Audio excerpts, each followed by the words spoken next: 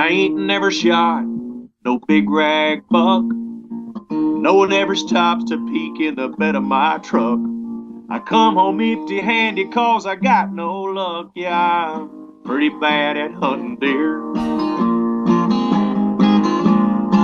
I watch their show on my TV. Spook's my hero and I got a crush on Tiffany.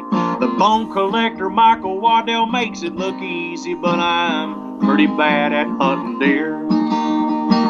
I wear my rubber boots, got a scent-lock suit, rattle bag and grunt call. Pour out my Tank 69, I use it all the time, but I still got no buck on my wall. I got kicked off my own grandpa's farm. He said I couldn't hit the broadside of his barn. To tell you all the truth, I just don't give a darn, 'cause I'm pretty bad at hunting deer. I'm pretty bad at hunting deer. Big Buck Registry's Big Buck Podcast, episode number 68. Kevin Blake Weldon from Pretty Bad at Hunting Deer and funnyhuntingsongs.com.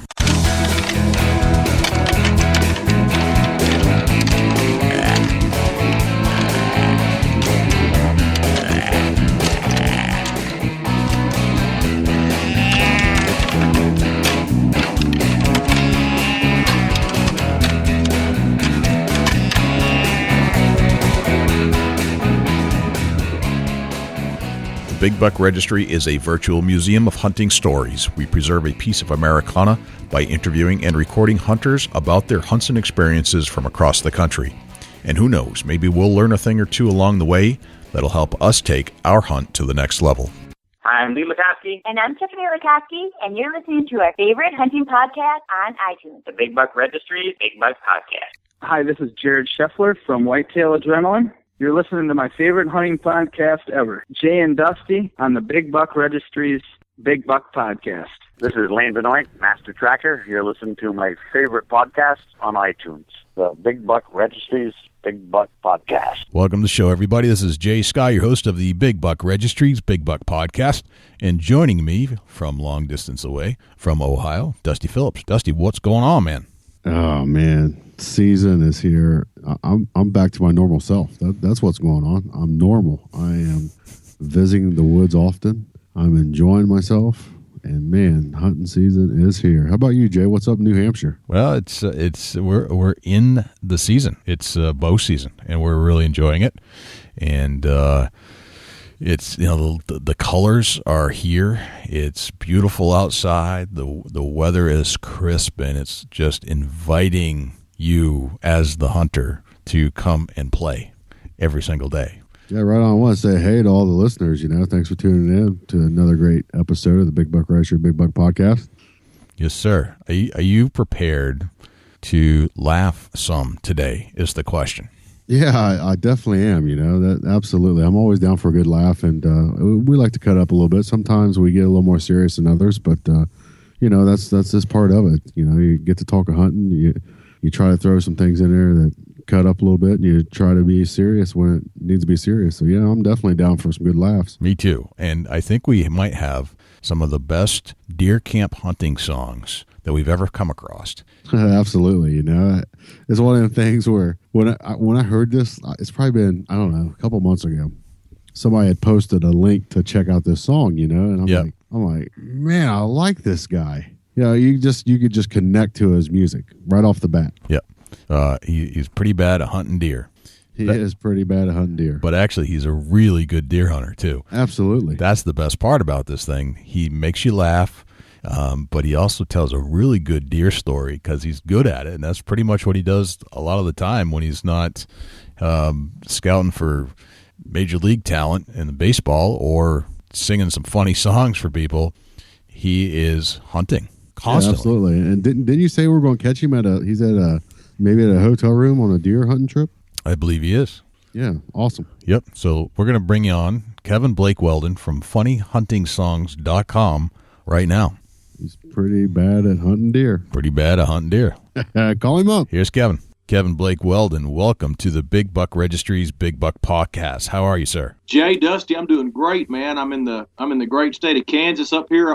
bow hunting during the early bow season and having a blast. And I got my guitar out, and I'm just ready to have a good time with you guys tonight. That's awesome, man. We're psyched to have you on.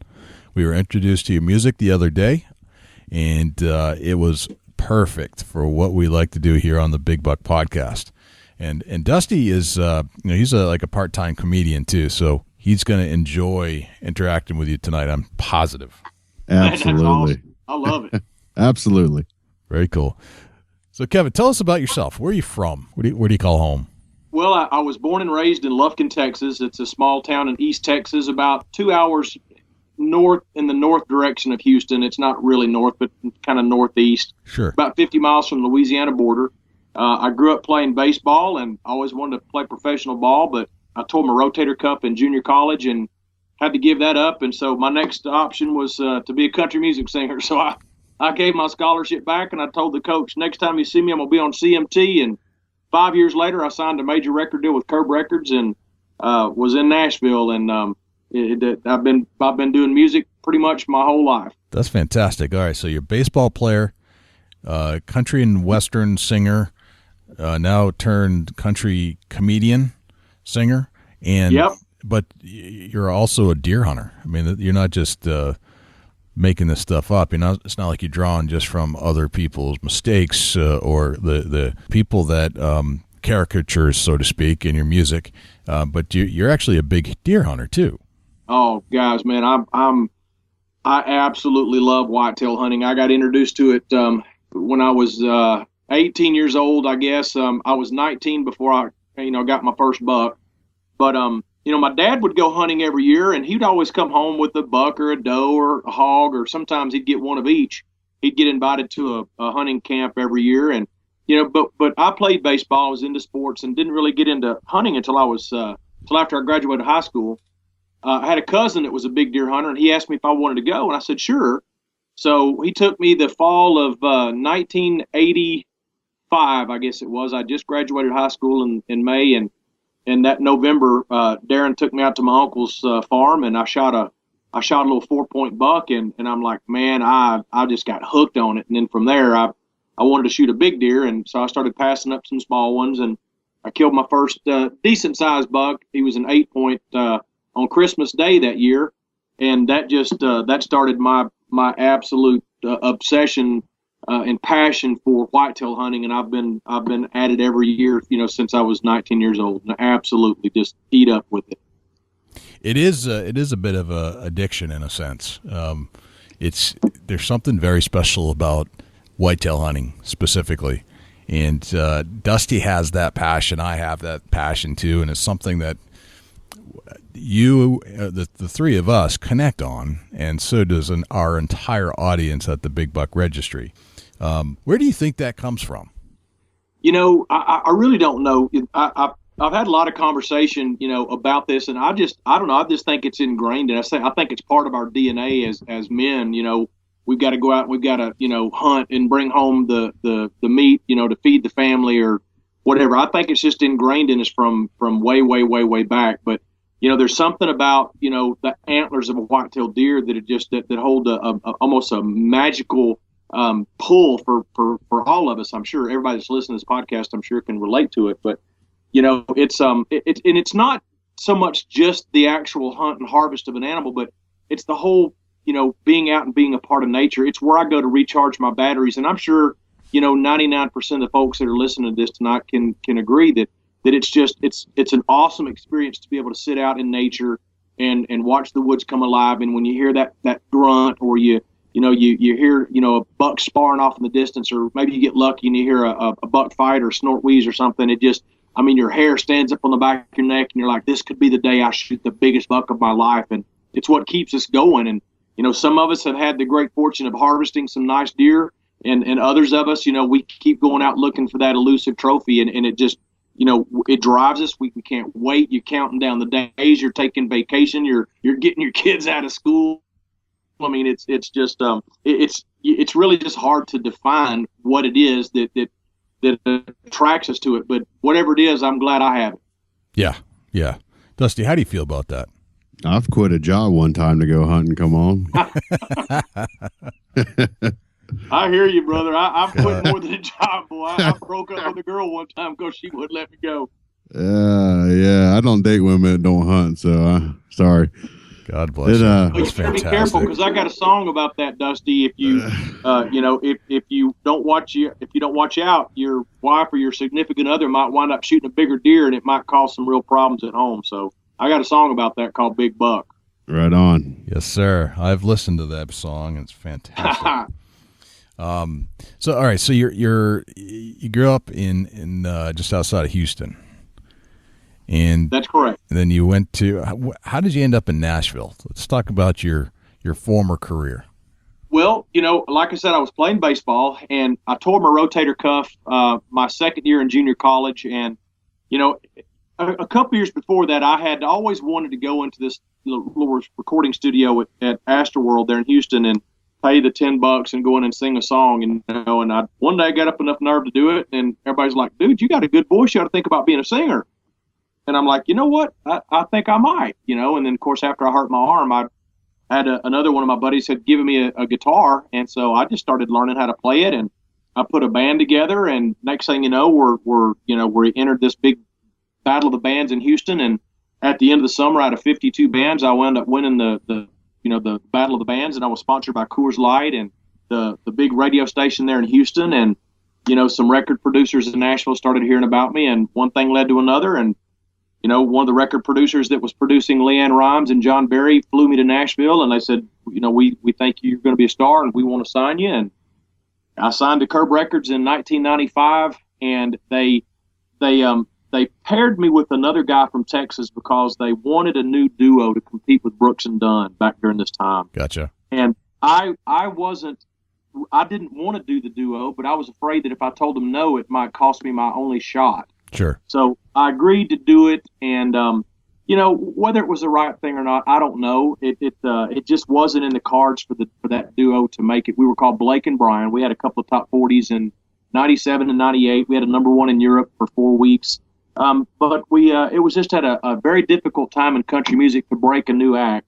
And when you're trying to go up against Brooks and Dunn, it just there was a lot of hype. The record label spent a lot of money, but we just didn't get the either we didn't have the right songs, or they gave up on us too soon. I don't know what happened, but it just wasn't meant to be. And after the duo broke up and we lost our deal, I moved back to Texas, and I started recording as a solo back home, and had a couple of top 40s on the Texas music chart, and figured I need to be back in Nashville. Yep. So I moved back to Nashville in 2002.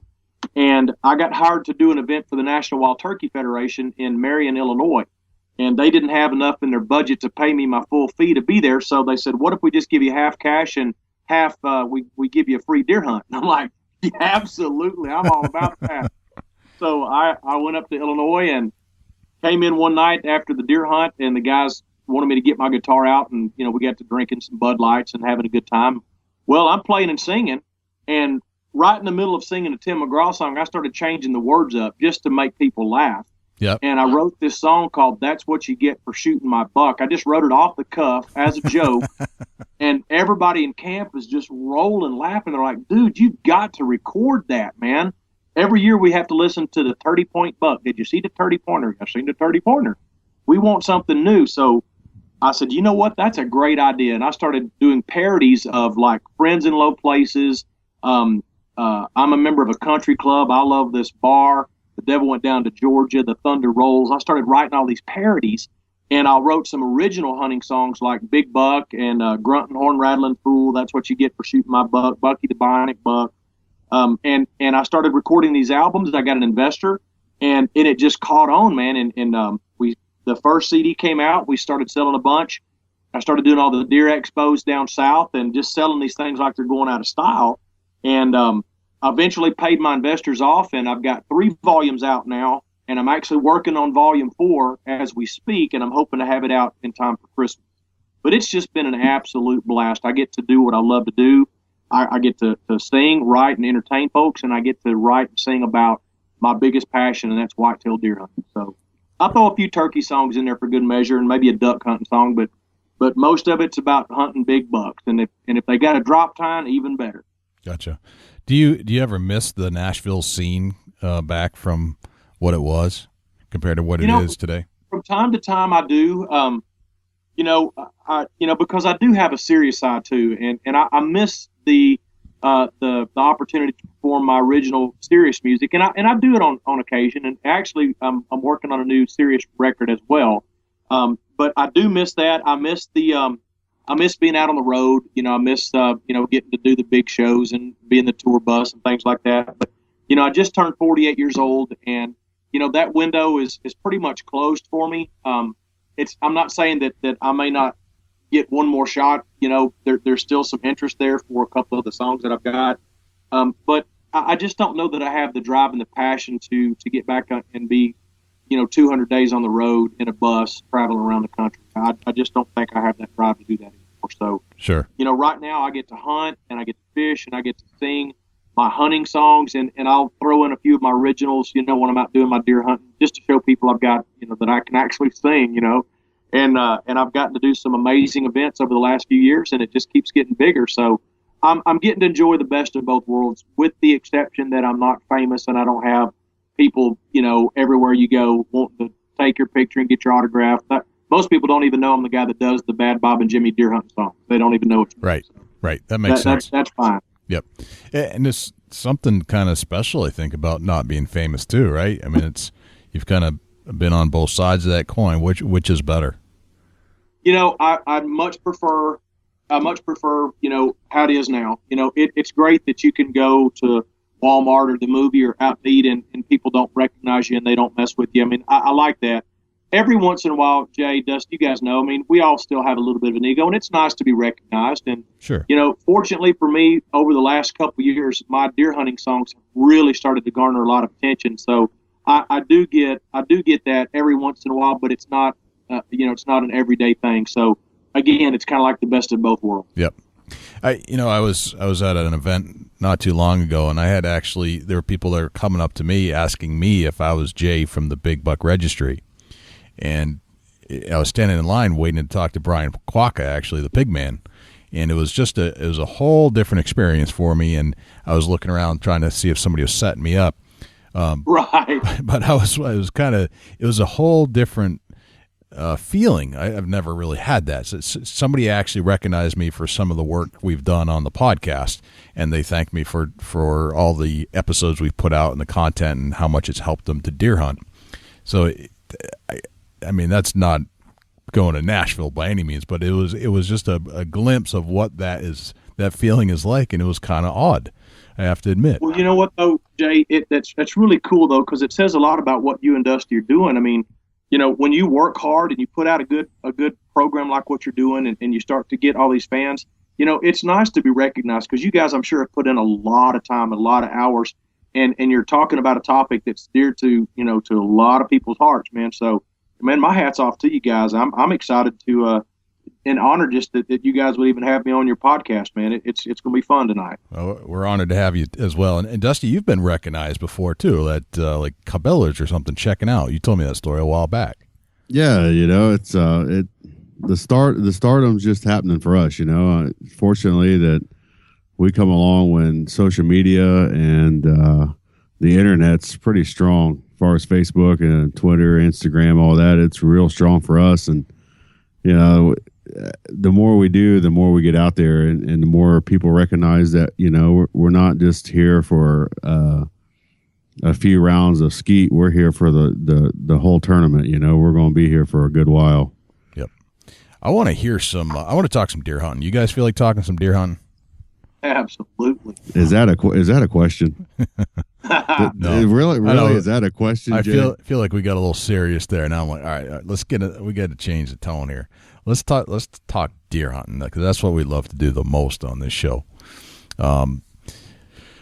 Kevin, tell us about, and this is one of our favorite questions. Tell us, like, if you could pick one of your hunts that you would say is like your most memorable hunt. Could you do that? Could you remember one that kind of pops into your head? Oh gosh, guys, man, I've had some phenomenal hunts over the last few years. I've got several that would fit that bill, but I've got one in mind right now that I'll share with you guys. It's when I started doing these songs, I wanted to get a video camera, because I wanted to eventually, do a TV show, and which I did have for about a year. It was called Posted Places. It was based on, the title of Volume 1, Posted Places. And we were on the Pursuit Channel and Sportsman, and we were on this other network that it was called In Country Television. It never did really take off, but we started filming hunts about 9 or 10 years ago, and I absolutely love videoing, and I get almost as much out of videoing somebody shoot a buck, and I'm running the camera as if I was actually there to pull the trigger or, release the arrow myself. A few years ago, I took my brother-in-law to Missouri, and Terry, works hard. He's been a great husband to my sister, and he doesn't get a chance to go, and he's always just like drooling every time he sees the videos and the pictures and hears the stories of some of the hunts that I've been on. And so I decided to take him to Missouri. This was about 5 years ago. Yep.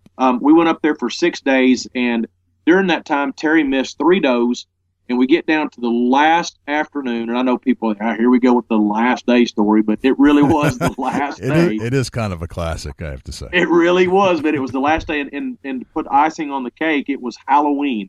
It was October the 31st, and we had put some stands up the first day we got there, and we never did go hunt this one particular stand. So we decided on the last afternoon we were headed back to the same spot that we'd been hunting because we knew there were deer there and we had bucks coming in, but they were always coming in at dark. And I finally said, Terry, we haven't hunted that stand right down that fence row right down there. I said, I know it kind of looks like it's out in the middle of nowhere, but I just have a feeling that's where we need to hunt. He goes, man, I want to go back to the other spot. I said, Terry, we've worn that spot out. Let's go down here. So I talked him into it. We get down there. 30 minutes into the hunt, a doe and 2, fawns come out. Well, he proceeds to miss the big doe for, I think that was number 3, or might have been number 4, misses. Well, these deer blow out of there, and, the button buck is standing right directly underneath the tree, and he's looking all around trying to figure out what happened. And about that time, I caught movement up about 200 yards out in front of us. And I said, hey, there's a deer there. So I got my binoculars on. I said, hey, that's a pretty good buck, Terry. And the buck was up there, and he had just followed a doe out of some CRP up into this plowed field, kind of going to this little island of timber. And he's 200 yards away. I didn't even have the video camera on him. I just wanted to see what would happen. So I snort wheezed at that deer. And I mean to tell you, that deer immediately took off on a dead run and closed the distance 100 yards in about 4 seconds. Mm. And it was standing there looking down at us, just all swelled up, and he started pawing the ground, and the joker snort wheezed back at us, and I've got it all on video. I mean, my brother-in-law is about to have a heart attack. He's never heard of a snort wheeze, never seen that before. And here's this deer. He's a 260-pound, 5.5-year-old mature buck, wow. 8-point, and he's just looking down at us. There's several things we have in our favor. One, there's a big brush pile that's right out in front of our stand, so he can't see behind it. And 2, when I snort wheeze, that little button buck took off running out from underneath my stand and busted out in that plowed field and started running up, to that timber. So everything in this buck's mind is there's another buck down there, and I don't like it. So he's looking at us, and he looks back at his doe. Well, he turns around and starts walking back to his doe. So I snort wheezed at him again. Joker turned and came down to about 50 yards, snort wheezed back at us, and I'm like, I'm just not believing this, but I've got the camera running the whole time. My brother-in-law is like 3 or 4 feet away from me in another tree, but close enough that we can talk. And I'm looking at him, and his eyes are big as saucers, dude. He's like not believing this. Well, this cat and mouse goes on for about 2 or 3 minutes. The buck's pawing the ground. He looks back at his doe, looks at us, and finally, after 2 or 3 times of him coming down and turning around, coming back, turning around, he finally turns and walks off, and I'm like, he's gone. And I snort wheezed again. He didn't do anything. He just kept walking. The only thing I could think of to do was to grab I have my rattling antlers with me. I grabbed one of the antlers, and I started just raking the tree as hard as I could. As soon as I drug those tines down that bark the first time, that deer did a freaking 180, come straight down to us, and Terry shot him at 13 yards. The deer ran off at 25 and fell over dead. That's awesome. All on video. Absolutely one of the most unbelievable deer hunts I've ever been a part of, and I got it all on film. And we like I said, we watched the deer snort wheeze. He came in, we fooled him, shot him, made a perfect heart shot on him. The deer went, 10 10 or 12 yards and stood there and wobbled and fell over dead. And then he was dead in, 25 seconds from the moment Terry hit him. But I swear, from that day forward, my brother-in-law thinks I am the freaking kingpin deer hunter in the whole world, dude. So, I'm not. But that's a great feeling, though. That's a great feeling. But it was absolutely unbelievable, guys. I mean, and to have it on video, we watched that hunt. I don't know. We aired it on one of our episodes, and of course, I've got the raw footage, and we've watched it just, I don't know, probably 25 or 30 times over the last 4 or 5 years. And every time we watch it, I can remember like it was yesterday. The absolute sheer unbelief of this deer falling for it and snort wheezing back, and I did it with my mouth. I just I saw it a couple times on TV, and I heard it, so I just started doing it with my mouth, and it was awesome to be able to fool a buck. And since then, I've fooled several deer. I've actually called in several mature bucks with a snort wheeze. I don't even use a grunt call anymore because a lot of times you'll call in a smaller deer, but I've used that snort wheeze, and I've fooled a lot of mature bucks over the last 5 years with a snort wheeze. Interesting. So the snort wheeze, let's break that down a little bit more. The snort wheeze, I've heard about it a million times. It's like one of those calls that you hear people use and have success.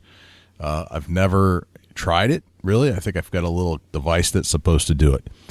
Can you walk us through, and this is kind of one of our key points, just try to place a tip inside each one of these podcasts so people can use it in their belt of tricks when they go out in the field.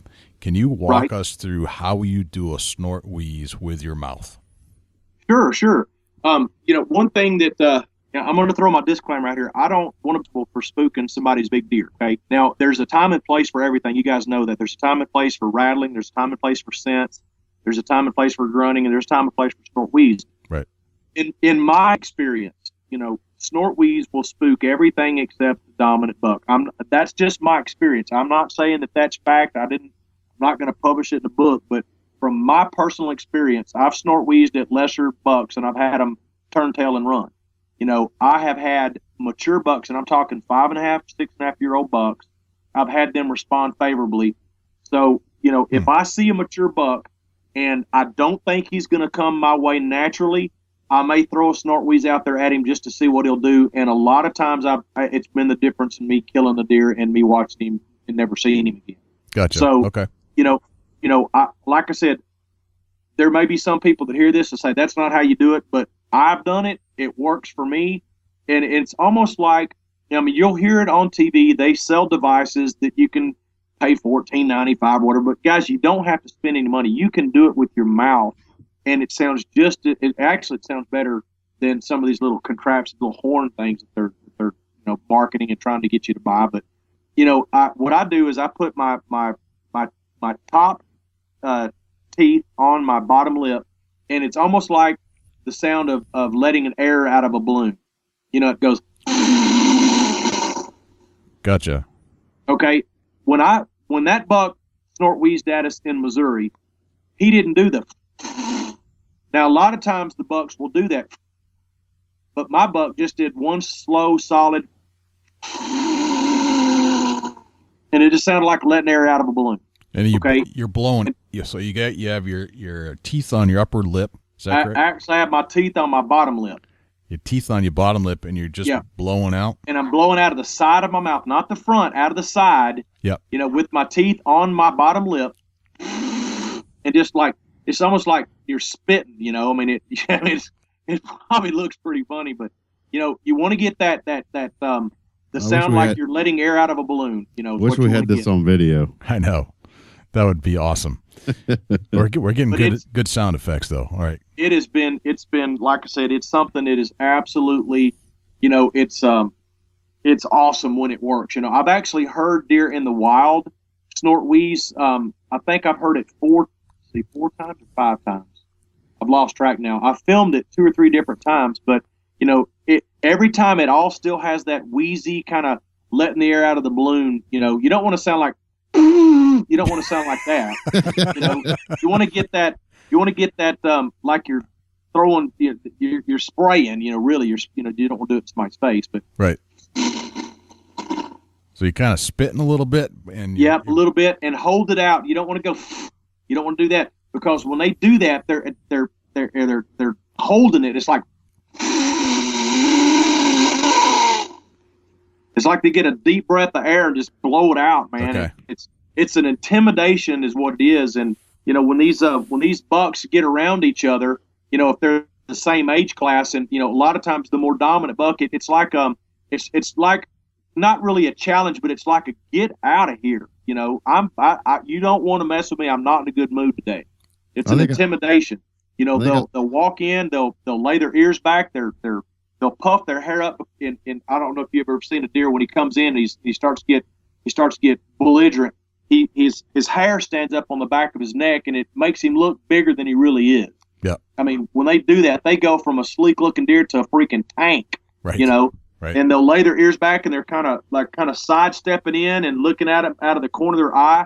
And if that's not enough to get the buck, to say, okay, I'm going to get on out of here, then they may snort wheeze at him, and that's like, I mean business. And sometimes they'll paw the ground, sometimes they'll start thrashing a bush or whatever, but those are all intimidation techniques that these deer use to say, look, I'm not happy, and you need to get out of here. Gotcha.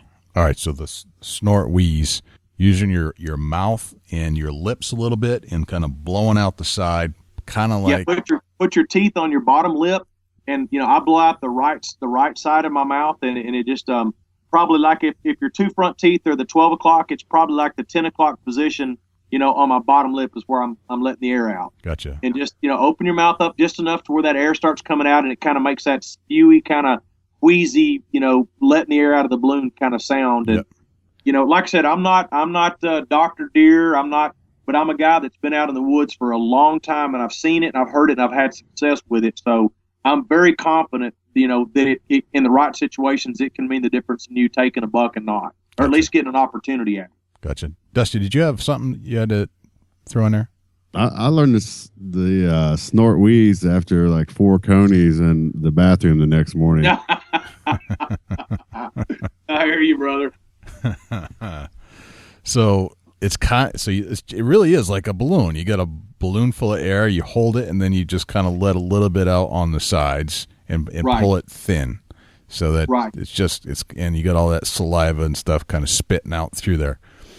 That's what another good thing too. I haven't looked on YouTube, but for any of the podcast listeners out there, there are videos. Some of the guys that have done the videos they may go into in depth, on how it sounds, but you don't have to spend money buying those calls, guys. I'm telling you, it sounds more natural when you do it with your mouth than it does blowing it through one of those little horn things that they sell. So I would encourage you to save your 10 or 12 or 15 bucks and use that to buy one of my CDs with instead of buy a CD. You go on YouTube and learn how to do that with your mouth. Excellent. Well, that was an amazing story, and I really like that tip because we haven't had that tip yet on the Big Buck podcast, have we, Dusty? So this is kind of cool. It's another real cool. It's always unique to hear it from somebody that the technique actually works for. Yep. Kevin, I was wondering if you could have Dusty. I'm going to have Dusty kind of walk through your gear setup. We'd like to kind of learn a little bit more about the hunter and what they're using in the field to be successful. Sure. The snort wheeze was definitely one of them, but a lot about deer hunting. It's pretty obvious. So I'd like to have Dusty kind of pick your brain a little bit more about how you set up, how you go about your daily hunt. Let's talk a little bit about like what kind of terrain do you normally hunt in? Give us kind of a rundown of, like, say you're in Kansas right now. Where are you guys hunting at in Kansas? You in the timber? You in some CRP? You out in the cornfield? What are you in out there in Kansas? Right. Out here in Kansas, what we're focusing on right now are the draws. We're in an area that's a lot of real hilly grasslands, cattle grazing, pastures. I'm talking hundreds and hundreds of acres, but you can be out there and you can look for miles and all you see is grass, but you see looks like little shrubs. And if you crest over that hill and start walking down towards you, realize those little shrubs are actually 40, 50 foot tall trees down in these draws.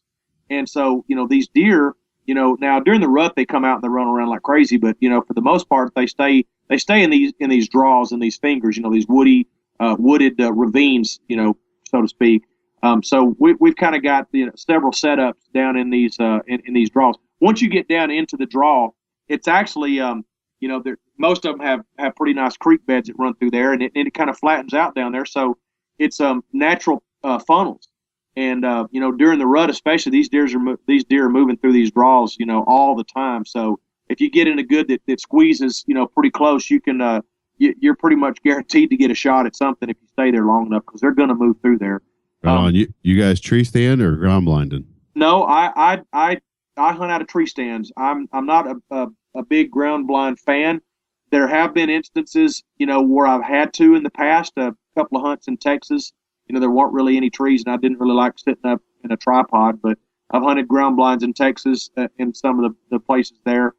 But no, I love tree stands. I've been a tree stand hunter pretty much since I started, and I've killed most of my big bucks, from a tree stand. I actually, talking about hunting, I actually moved, guys. I moved to Iowa 6 years ago. My daughters both joined the Marine Corps. I was living in Nashville, divorced, and I travel all the time anyway. So, my buddies were up in Iowa. They're killing big deer, and like, dude, you just need to move up here. So when Sarah and Ashley joined the Marine Corps, I packed up. I moved to Iowa, and I got my residency there. And I've been hunting in Iowa for the last 5 or 6 years, and it's absolutely the most phenomenal state that I've ever hunted, for whitetail deer. And it's farmland.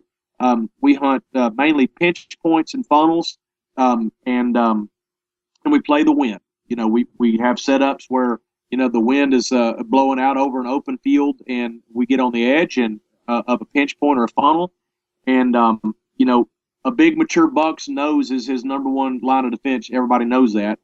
And you can go to every possible extreme that you can think of, all the way down to getting the ozone, that new ozonics thing. And I've used it. I don't own one, but I'm going to get one because they're very effective. But if you play the wind, you can smell like gasoline. And if a buck comes in, down or upwind of you, he's not going to smell you. So if you can get in a situation where you can hunt a pinch point or a funnel, and that's where the terrain kind of forces the cover where the deer are going to naturally move into a real narrow, say 40 or 50 yard wide strip, get on the downwind side of it. When the bucks move through there, they're not going to smell you. So, that is the key to success in the Midwest.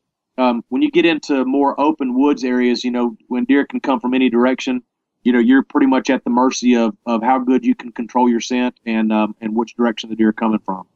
Right on. What kind of stand? Is there a particular brand of stand that you like to hunt out of? Well, back when I had my TV show, we had sponsors. But I'll just tell you, I'm going to tell you from a guy that's hunted a lot of them. There's two different stands that I like. I like Millennium tree stands for the sheer comfort. I mean, they got that trampoline material in the seats, and you can actually sit in those jokers all day long. And we were sponsored by Millennium. I'm not sponsored by them anymore, but I absolutely love that stand. They're not as portable friendly, I guess how you'd say it. They're not real easy to move quickly unless you already have the receiver set up in a bunch of trees. They're a little bit heavy, and I don't really like the chains. But as far as portability and getting in and setting up real quick, you can't beat XOP or Lone Wolf. XOP is a new stand it's pretty much a Lone Wolf stand. I'm not getting paid by anybody, so nobody can get mad at me for what I'm saying. But right. Look up XOP. They're a great stand. They make a climbing stick, and the stands they're very, very, very high quality stands.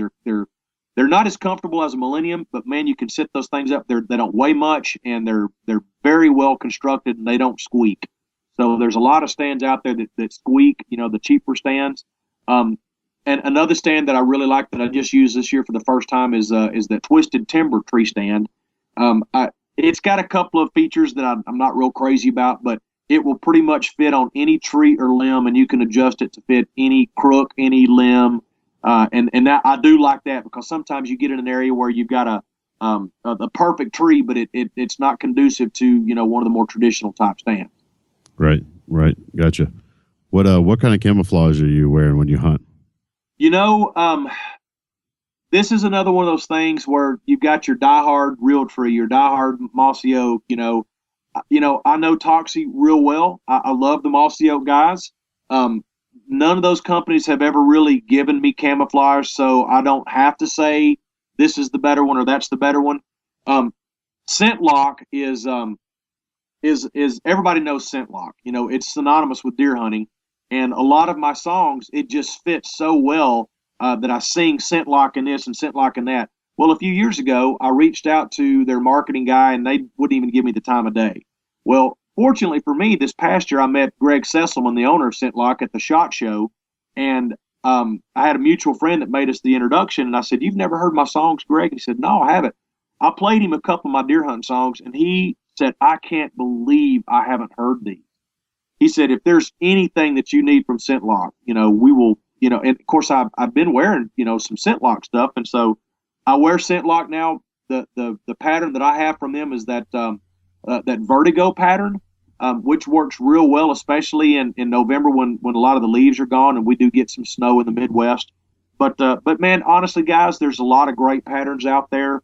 And honestly, you know, if a guy was to just be still, you know, you can pretty much get by with killing a deer in blue jeans and a t-shirt. You know, the camouflage companies don't want to hear you say that, but you know, if you want to look the part, man, go buy you the Scent Lock suit with the latest and greatest patterns. But you know, if you're a guy that doesn't have, you know, $800 to spend on a Scent Lock suit, right, you know, man, just, you know, you can buy you some tree bark. Go Jim Crumley's tree bark 30 years ago. And get up next to a tree and just break your outline up and be still, and you can kill a deer. Right. I agree. You know, in a sense, I agree. I don't agree with the blue jeans. That's a fail from the start. Dude, I've killed a deer in blue jeans before. Really? Yeah, man. Off the ground. Really? I didn't set out to do it, but right. You know, if you've got some grass or some saplings or limbs that break up your silhouette, you know, unless you're just wearing a white t-shirt and there's no snow on the ground, you know, the deer see movement more than they see, you know, color. Right. So, right. You know, as long as you're still, I mean, I've had deer come by me at 4 or 5 steps and not see me, you know. So, and I've worn all different kind of patterns, and you know, and again, I know that the camouflage companies, especially the big ones, you know, they're making literally millions and millions and millions of dollars, so they can pay, you know, the Jay Gregory's or the Lee and Tiffany's or the Michael Waddell's. They can pay them big money to say this is the latest and greatest thing. But in all honesty, guys, you know, wear what you like. You know, don't feel like you got to go out and spend $500 or $600 or $800 on a suit. You know, wear what you like. It doesn't matter if it's 3 years old. You know, I mean, or 10. You know, I've got some camouflage that's, you know, well, I do have this brand new Scent Lock suit. I'm fired up about it. It's nice, man. But gosh, to think I'd have to go out and spend, you know, $600 or $700 is, you know, I could find, you know, other things to spend that kind of money on. But you know, again, everybody's going to have their opinion, and I'm not saying that I have all the answers, but I'm just speaking from experience and what's worked for me in the past. I've killed deer in mossy oak. I've killed deer in mothwing. Steve Johnson is a good friend of mine. He started mothwing, then he started that cloak DNA, and now I don't know what he's got, but there's lots of great patterns. The lost pattern, gosh, there was a guy that came out with some camouflage a few years ago called Hiding Camo, and it was deer hide and had deer pictures blended in with it, and it's like, you know, he sent me some of it. I mean, I didn't want to say, you know, I'm going to wear it, but I actually did wear the pants one time because my other ones were dirty and they smelled like gas or something. But, you know, like I said, you know, whatever you're comfortable with, you don't have to buy into all the marketing that's out there. Just, you know, try to remain as scent free as you can. Try to hunt, you know, upwind, or make sure the deer are upwind. Don't, yeah. Right. Yeah, I get that mixed up sometimes. But, you know, just, you know, the main thing is just be patient, be still, and just, you know, what gets most people, you know, is you get fidgety. You know, you're standing up and looking at the wrong time when the deer walks in. You know, I mean, you've got to be still, and you've got to pay attention, and you've got to be watching for the deer, because a lot of times, you know, they sneak up out of nowhere, and if you're, you know, if you're talking on your cell phone or texting your buddy or looking at some videos or peeing, you know, I mean, there's all kinds of stuff that can be going on in a deer stand, and you have to, you know, how serious are you? You know, do you want to kill a deer? You know, are you out there? Does it? Do you just want the experience? But if you're serious about it, man, get as many things you can in your favor, and just pray that you know, that it goes your way that day. Right, absolutely. I agree to that. It's 95% luck, the other skill. I know a lot of guys that have gone out on their first time and shot a bigger deer than I'll probably ever kill in my life. And you're right, being at the right place at the right time. But, that day has come and gone for me. I've been hunting for a long time. It's not like I'm going to have beginner's luck. Jay, you and Dusty aren't going to have beginner's luck. You've been doing it for a long time. So all we can do is learn as much as we can. Sometimes, too much knowledge can get you because then you're second guessing everything. But, just stick to the basics. What deer are they're a product of their environment, their habit. As long as you don't get in and spook them or blow them out, they're going to pretty much do what they do. Just get in there, find you a good pinch point, find you a good funnel, a good trail. Try to stay on the downwind side of it. Be still and put your time on stand, because you can't kill a deer if you're not in the wood. I've got a good buddy in Iowa that's a very, very successful trophy hunter. I mean, this guy has killed more Boone and Crockett class deer with his bow than anybody I know. And I'm speaking of all the greats that are out there, but Mitch is a phenomenal hunter. And he says the key to killing a big buck is TOS, time on stand, and passing the 140s and 150s. If you've got big mature bucks in your area, don't shoot the first 140 or 150 that walks out, because if you do, you'll never kill a 170 or 180. That's very true. I agree to that. You got to pass a good buck to shoot a great buck. I agree to that. Yep, I completely. It's hard to do sometimes, guys. Y'all know just like I do, and and don't get me wrong. There's a lot of guys out there that are happy to shoot a mature deer regardless of the score. So if you can shoot a mature deer, especially with a bow, it doesn't matter if that deer scores 115 and that's the tops in your area, or if he scores 140 or if he scores 190. Right. Not everybody has the good fortune to live in an area that produces 180, 190 class deer. So your goal in your area, if you're a trophy hunter, should be to harvest the best that your area can produce. Right. Mature deer. Yeah. If you can shoot a mature deer with a bow and arrow, like I said, it doesn't matter if that deer scores 110 or if it scores 190.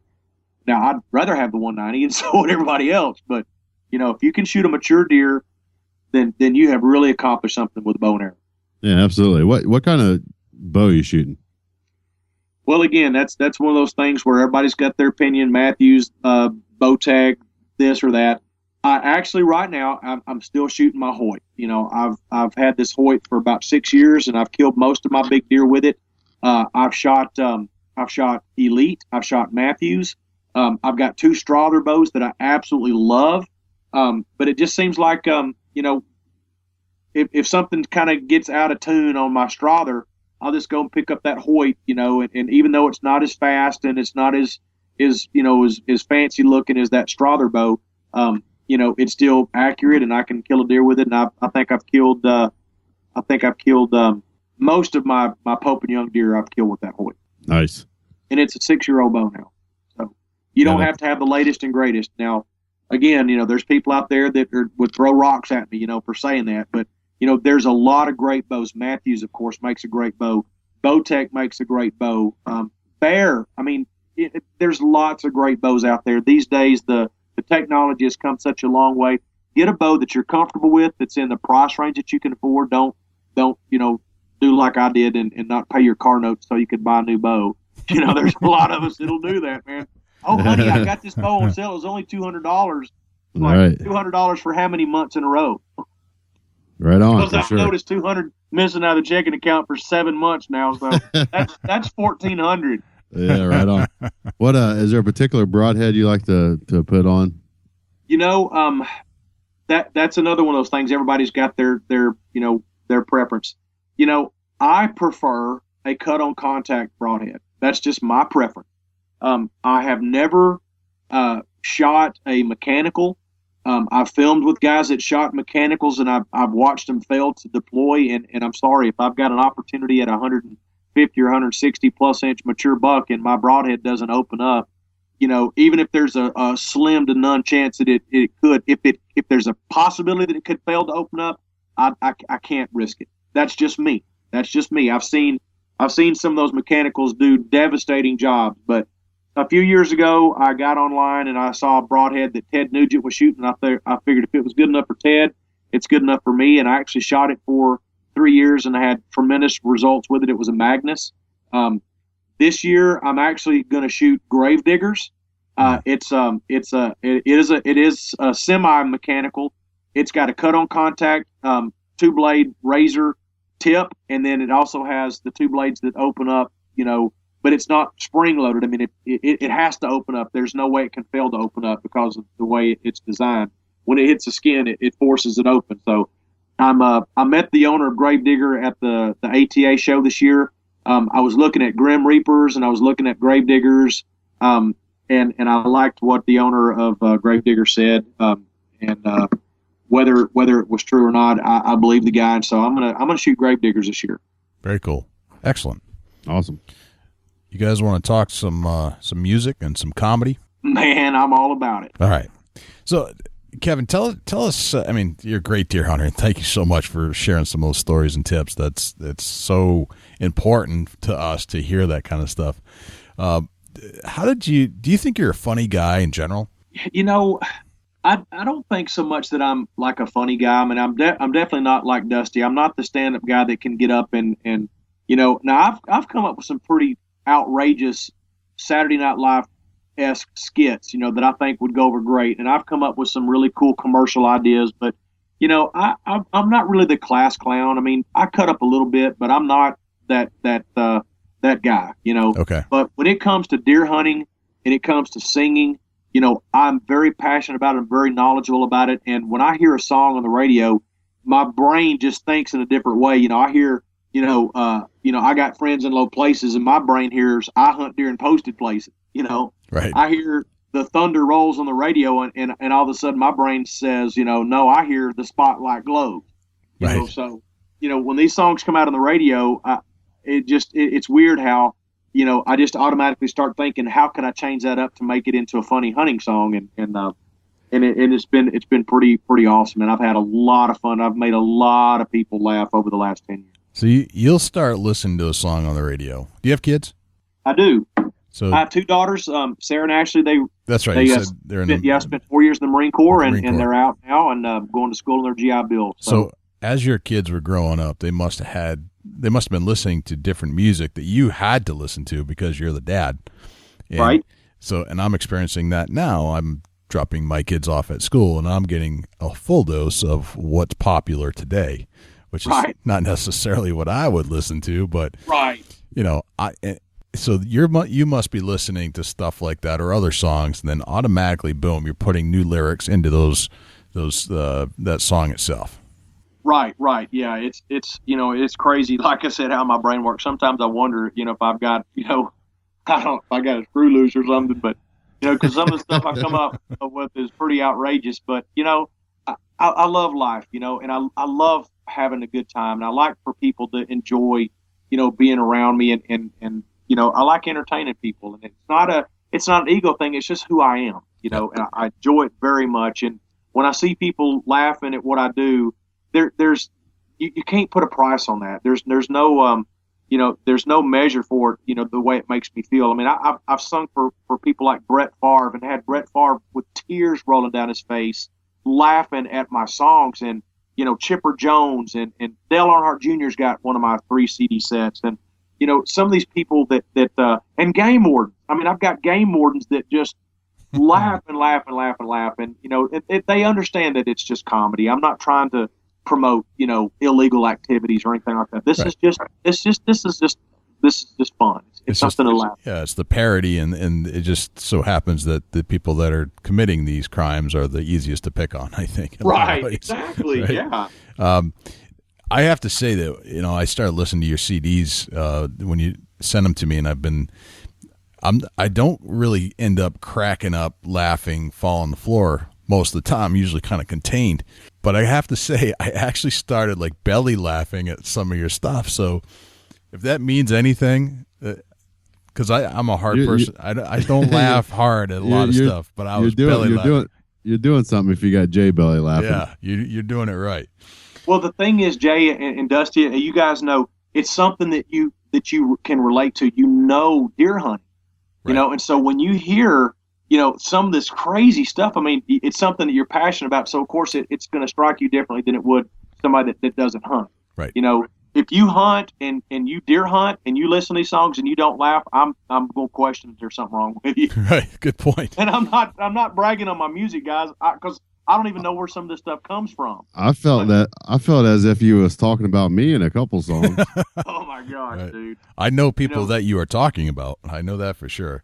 I've had the real unbelievable honor to entertain at some really cool functions over the last few years. And one of the things that I get to do every year is I sing for the Legends of the Outdoors National Hall of Fame induction ceremony every year. Nice. I wrote the theme song for them about 6 years ago, and I'm the entertainer for the Legends of the Outdoors. And I get to meet all the new legends that come in, and to be able to stand up on the stage and to sing some of these songs and plug guys' names like Dick Idle and Dan Moultrie and some of these guys in Toxie into my songs while I'm singing and see the room just erupt. There's no greater feeling. Even though I do it for I do that event for free. It's amazing at how these people respond to what I'm doing.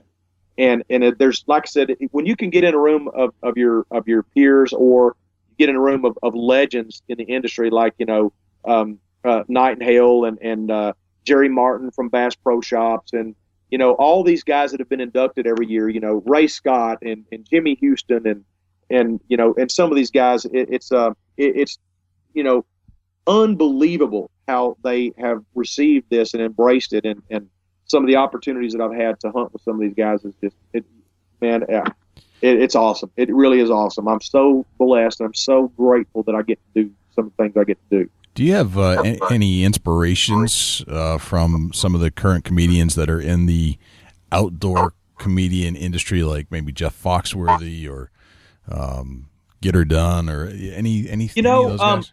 I would like to say yes, but I really can't as far as what I'm doing. Mm-hmm. I would say that my biggest influence as far as this would have to be Weird Al Yankovic. I grew up in the 80s. Yep. When Weird Al Yankovic came out, that was my first real exposure to parodies. And, when he came out with, Like a Surgeon and I Lost on Jeopardy and I'm Fat, or Eat It, dude. Right. I mean, I just thought that was awesome.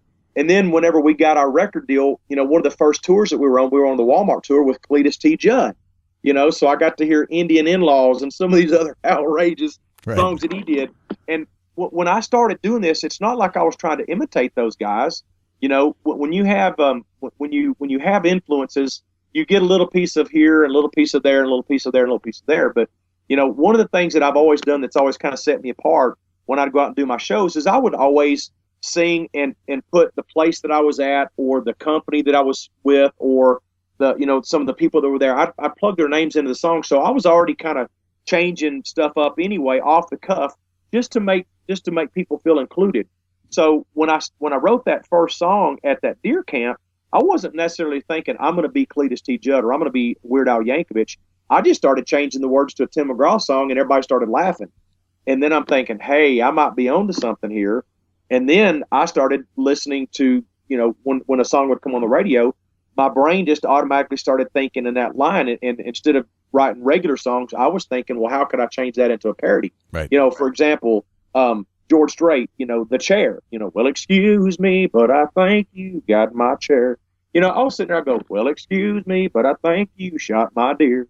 Right. I shot him back yonder, and the blood trail stops right here. I mean, it just comes out. I'm like, where does this come from, dude? I mean, it's crazy, but it makes people laugh.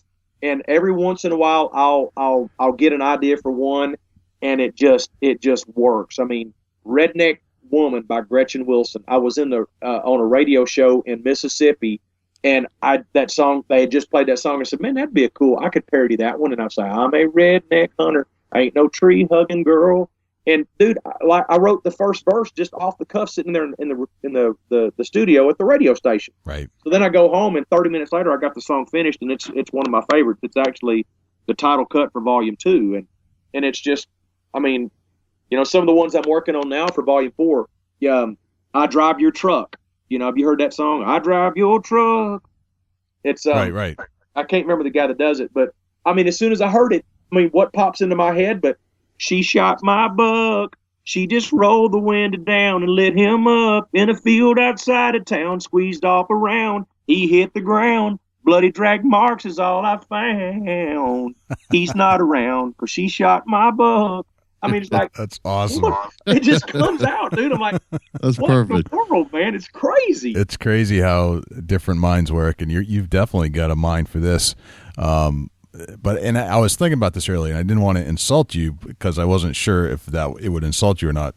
But I was Nothing's gonna insult me, Jay, I promise. very cool. I was thinking that as I'm listening to your songs, like this is the Weird Al Yankovic of the hunting industry, and that's what I was thinking. Exactly what you just said. So I think no, that's definitely not an insult, Jay. I take that as a compliment. I actually wrote a speech in my college speech class about Weird Al Yankovic, and nice. it's like I said, I love to laugh, and when you can write these comedy parody songs about a subject that you know a lot about and that you're very passionate about, it's really not work at all. It's actually fun. I love to do it, man. I love to do it. That's awesome. How did you come up with Bad Bob and Jimmy? Where does that come from? Where's the inspiration for that? Well, when I first started writing these songs, I wasn't ready to give up on my serious career yet. And so I figured, well, if I do this as Kevin Blake Weldon, then I'm going to be labeled as a Cletus T. Judd, as a comedy artist, and people may not take me seriously. So I said, well, I want to do it under an assumed name.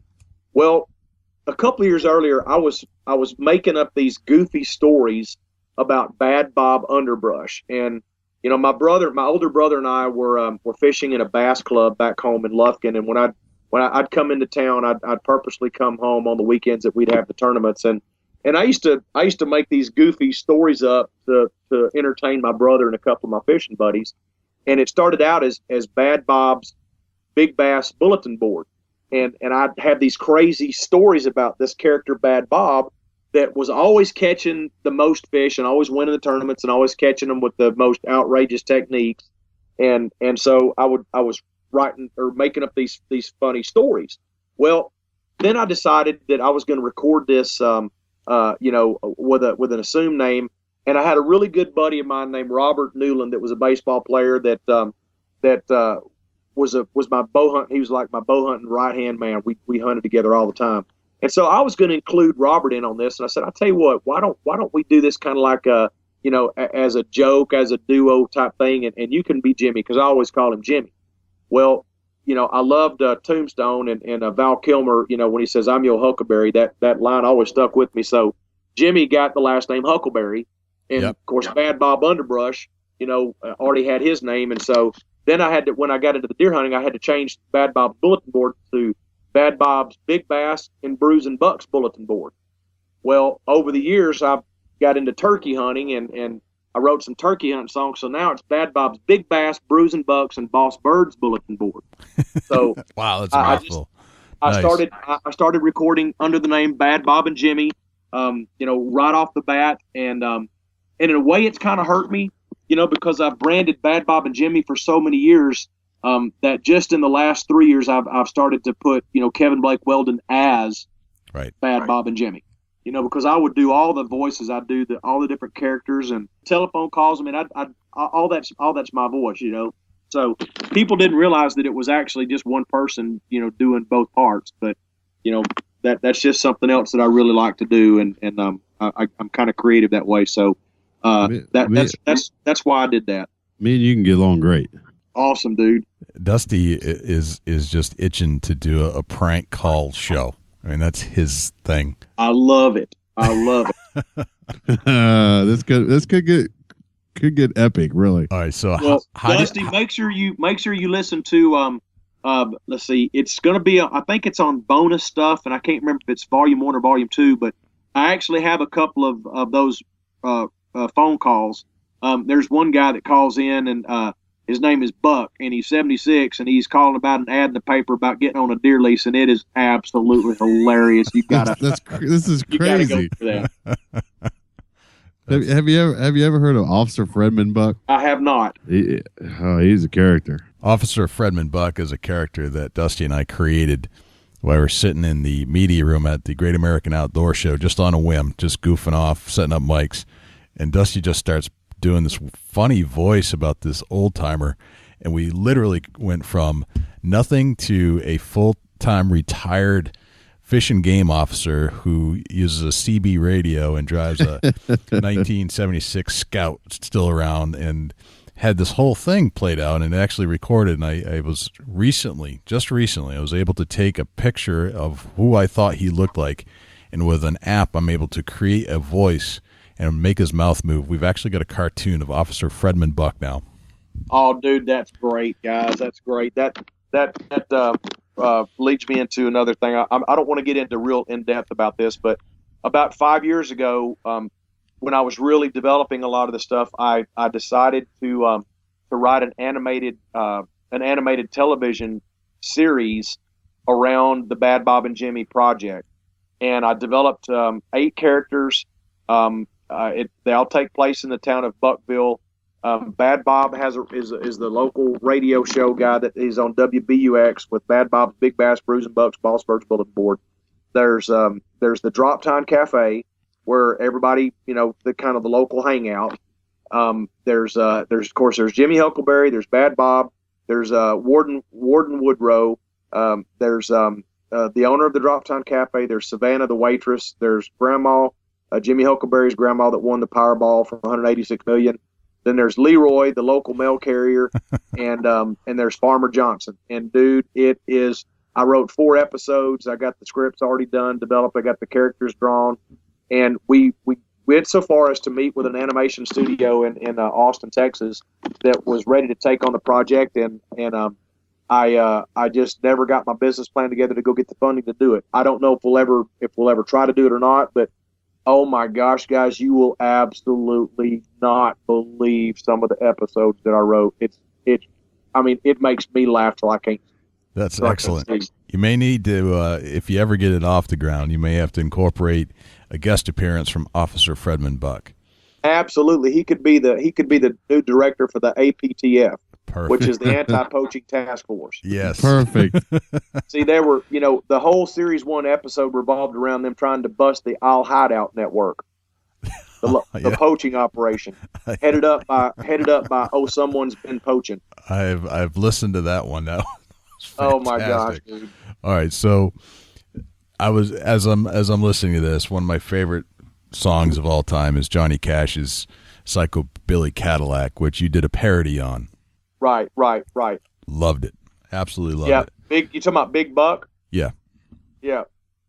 I've got a new one that's coming out that's right along the lines of David Allan Coe. If that ain't country, I'll kiss your blank.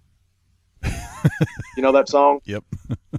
Mine goes, the old buck was covered with scratches and scars from broadheads and bullets and bumpers on cars, most from guys who are now behind bars for poaching. You could tell he was old by the sway in his back, his neck was thick and his hawks were black, and just seeing him to give you a heart attack from your tree stand. He chased 16 does and a little buck fawn from late in the evening till the early dawn, 15 points, 80 inches of mass. If you ain't a state record, I'll buy your gas. Nice. It's just crazy. Crazy. This stuff just rolls off your brain, huh? It just booms there. Do you got your guitar in front of you? I do, brother. I sure do. Let's get this thing a pick and let's hear a couple songs. Yeah, will you play us a couple songs? Absolutely, I'd love to, guys. It's hard, when I sit down. I've got so many good parodies that I like, but I'd have to say this one here is one of the most popular. It's a parody of George Strait, big single he had out a few years ago called "Write This Down." I don't know if y'all heard it or not. Write this down, take a little note to remind you in case you didn't know. Tell yourself I love you and I don't want you to go. Write this down. Well, I changed it up to if it's brown, it's down. And it goes out to all my buddies who go out and shoot the first deer on opening morning. I didn't see no horns in sight. He ran through my blind. But I got my gun up. I pulled the trigger just in time. I barely had my foot out the door when my buddy called my cell phone. Started screaming about the management plan, but I've got a plan of my own. If it's brown, it's down. Shoot that little doe. If it's got spots, nobody's gonna know. Even that button buck, he's gonna go. If it's brown, he's down. 'Cause you can't eat horns, I'm hunting just for meat. A tender little doe just can't be beat. Lord knows I'm a hungry man and I'm gonna eat. If it's brown, he's down. That was excellent. Perfect. Oh God, I love this stuff, Man. And see, Dusty, you live in Ohio where you guys can shoot crossbows, so the second verse is about bringing a crossbow. So Right you on. get a kick out of that. But yeah, it's if it's brown, it's down. That's the title cut for Volume 3. And of course I've got my music video. We did a full-blown music video for I'm Pretty Bad at Hunting Deer. And that was going to be the title cut to Volume 4 that I'm working on right now. And it's a parody of Billy Currington, I'm Pretty Good at Drinking Beer. Yep. And I'm pretty excited to say that our YouTube hits on that video have just eclipsed 800,000 nice. views on the video. So we're real excited about that. And I can't wait to get the new CD out. I think we're going to sell more of Volume 4 than we've done on 1, 2, and 3 combined. That's fantastic. Can you play a little bit of that for us? Yeah, absolutely. Let me get this guitar fixed just right here, guys. Sure. All right. I ain't never shot no big rag buck. No one ever stops to peek in the bed of my truck. I come home empty-handed 'cause I got no luck. Yeah, I'm pretty bad at hunting deer.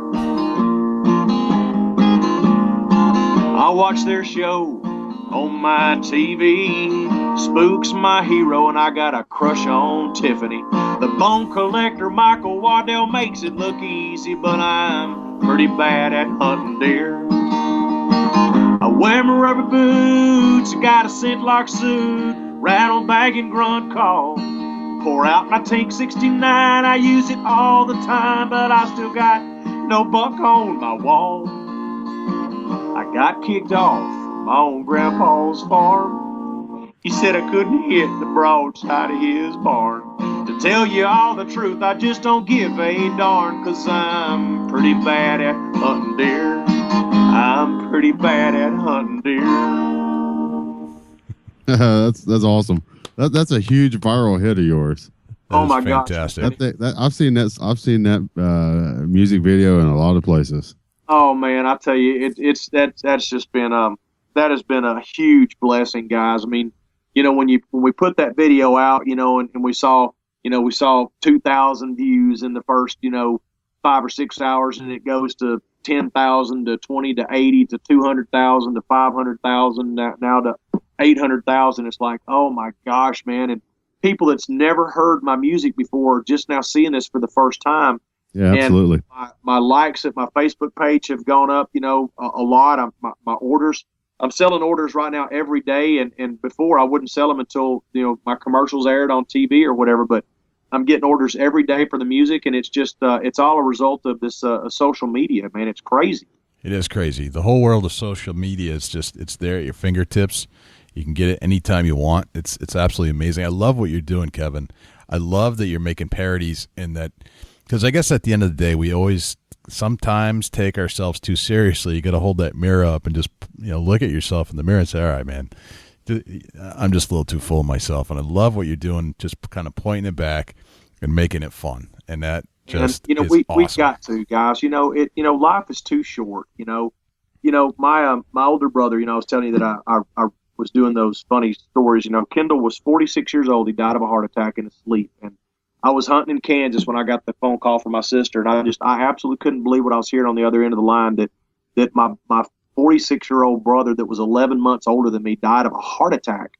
Yep. And I couldn't believe it. And I'm a strong believer, and I don't go around beating people over the head with a Bible. I certainly don't judge people, but life is very short, and there's no guarantee that we're going to have another day. And I try so hard to be the man that people would be proud to know. I've made my mistakes, guys. I've been humbled in my life. I've made my mistakes. But, where I'm at now is I just want to enjoy my life for as long as it is, whether it's one more day or whether it's 5 years or 50 more years. I don't know. But I love to have fun, and I don't like to see people hurting. I don't like to see people, jealous or in a bad mood. And it's amazing at what my deer hunting songs have been able to do, in a lot of places. Now, there's still guys out there that every once in a while I'll catch some flack from somebody that thinks that I'm promoting illegal activities. I said, guys, have you listened to it? Jimmy Huckleberry gets arrested by the game warden. He loses his spotlight, loses his truck, loses his hunting rights, has to go to jail. This is just fun. My sister works for Parks and Wildlife in Texas, and I know a lot of the game wardens there. And those guys, they absolutely love what I'm doing. I've done several game warden events. The director of the Alabama Fish and Game has asked me to come down and do the governor's hunt for them this year, or actually in the spring for turkeys. I sold some CDs to some game wardens in Illinois, and they play my song Bucky the Bionic Buck every time they arrest somebody for shooting their mechanical deer. They play that song while they're writing their tickets. So, that's fantastic. My sister came in last year, and the game wardens were in the chief's office, and they were in there laughing, and they said, "Hey, but you got to come in here and hear this." And she went in there, and they were playing my song, "The Spotlight Glows," which is a parody of "The Thunder Rolls." And they're just rolling laughing. And she said, "You know who that is, don't you?" And they're like, some duo called Bad Bob and Jimmy. And Ava said, "No, that's my brother."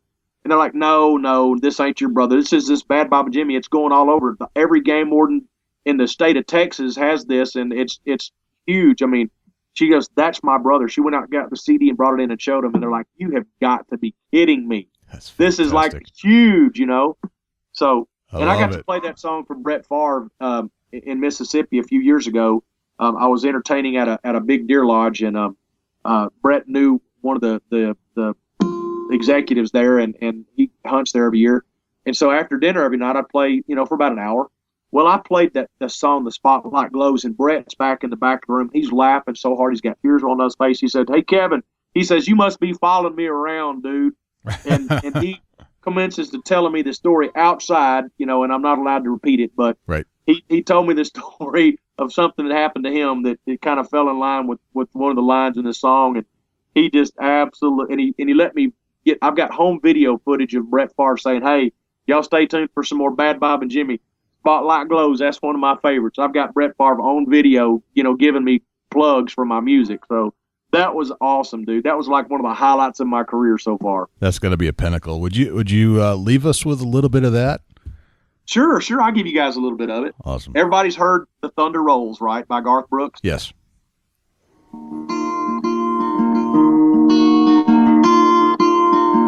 3:30 in the morning, not a soul in sight.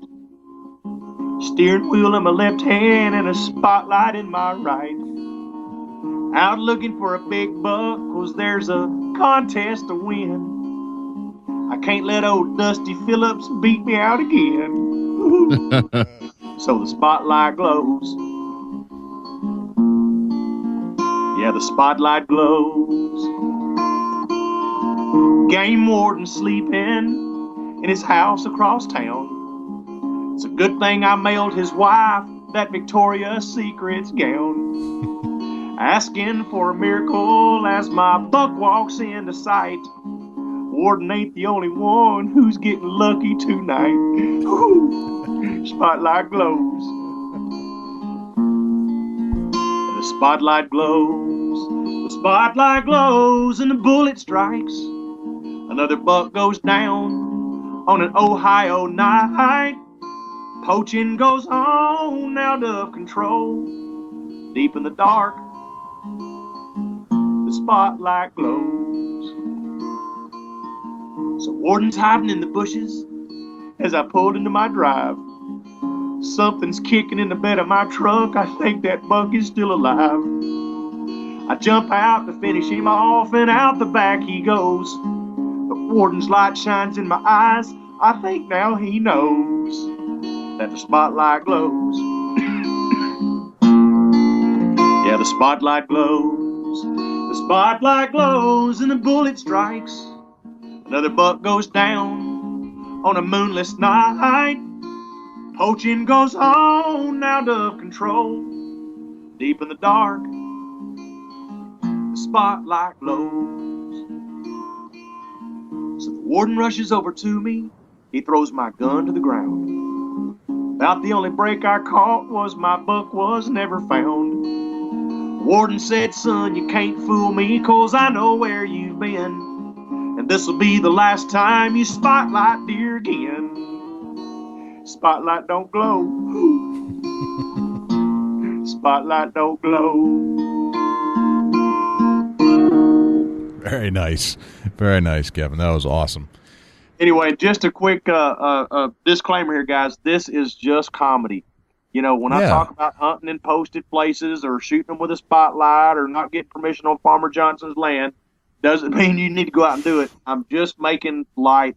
We've got to abide by the game laws, guys. Y'all know that, or we're not going to have, the privilege, of hunting and fishing, because, there's a lot of people out there that want to take it away from us. And, if you guys are serious and you love it and you want to pass it down to your kids and your grandkids, we've got to be a part of conservation, and we've got to abide by the game laws. And even when the game wardens out there are horses' rears, sometimes they can be, as long as we're doing things right, we're not going to get in trouble. Right. And we definitely want to conserve, the resources that we have, and to be able to, have deer for our kids and our grandkids to be able to hunt, down the road like we get to do.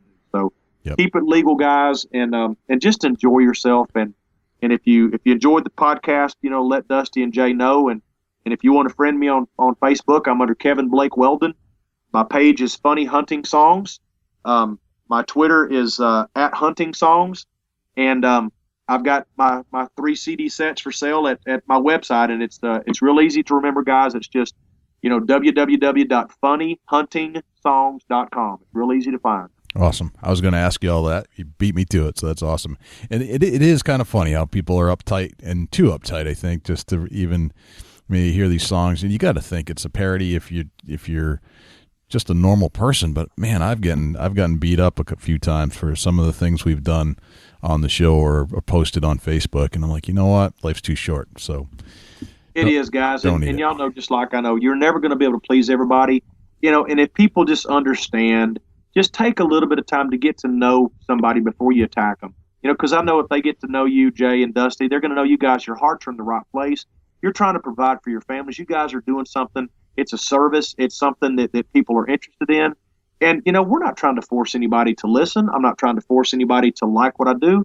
My heart's in the right place. I just want to have a good time, and I want people to enjoy it. And if you don't, then just go tune into something else. Absolutely. Exactly. That's exactly what I was thinking. Couldn't have said it better. Exactly. Couldn't have said it better.